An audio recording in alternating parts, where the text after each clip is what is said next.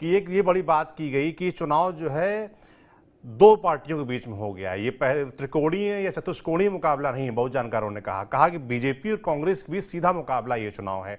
और पिछले जो दो चुनाव थे जहां बीजेपी कामयाब रही सरकार बनाने में, वहां पर कोई ना कोई तीसरा प्लेयर अहम रोल अदा कर रहा था। मतलब त्रिकोणीय चतुष्कोणीय लड़ाई लगातार हो रही थी। मगर इस बार क्योंकि दो लोगों के बीच लड़ाई है, इसलिए कांग्रेस को एज, ऐसा तमाम लोग दावा करते हैं। तो मैं इस पर आपका जवाब चाहूंगा। साथ ही आपको क्या लगता है कौन सरकार बनाने जा रहा है? देखिए, आपने बिल्कुल ठीक कहा कि इस बार अगर हम देखें तो सिर्फ बीजेपी और कांग्रेस में ही सीधी टक्कर है। लेकिन अगर अगर मैं ये दोहराऊं कि 10 साल के बाद जो है लोग जो है, हरियाणा के लोग जो हैं वो बदलाव चाहते हैं।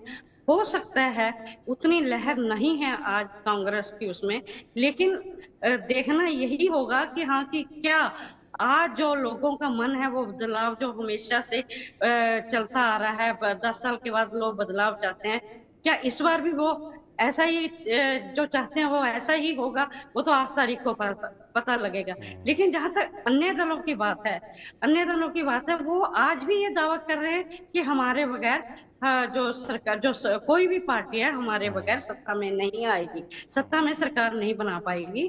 क्योंकि पिछली बार अगर हम देखें 2019 की बात अगर करें, जहां 2014 में बीजेपी ने बहुमत हासिल किया था, लेकिन उसके पीछे एक कारण था।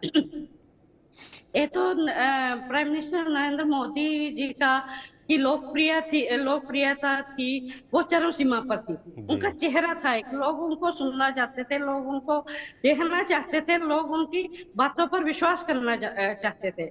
और दूसरा उनके साथ जुड़ जाती है जो पुलवामा और सर्जिकल जो जी। स्ट्राइक हुई थी, वो ये दो चीजें जुड़ जाती थी। तो इसलिए ये जो बीजेपी के जो 10 साल मिले हैं, तो इनके ऊपर भी मिले हैं। लेकिन जो ये प्राइम मिनिस्टर मोदी जी का जो मतलब जो लोकप्रिय जो चरम सीमा पर थी जो 2014 में, वो घटती उनका ग्राफ 19 में कम होता चला गया और उनको जेजेपी और 40 तक उनकी सीटें सिमट कर रह गई। उनको जेजेपी के साथ अपना सत्ता में सरकार बनानी पड़ी जी। हरियाणा में।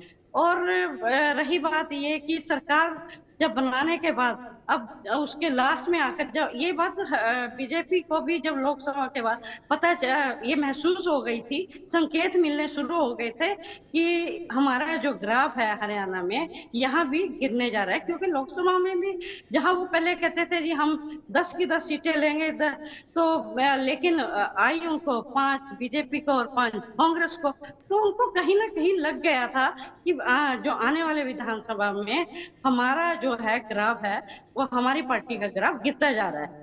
तो इसलिए उन्होंने मोदी जी ने उनका जो खट्टर थे, जो उनका खट्टर सीएम से हरियाणा के, उनका चेहरा ही बदल दिया, उनको ही बदल दिया। और जो ओबीसी का चेहरा जो नायब सिंह सैनी थे वो लाकर कुर्सी पर बैठा दिया।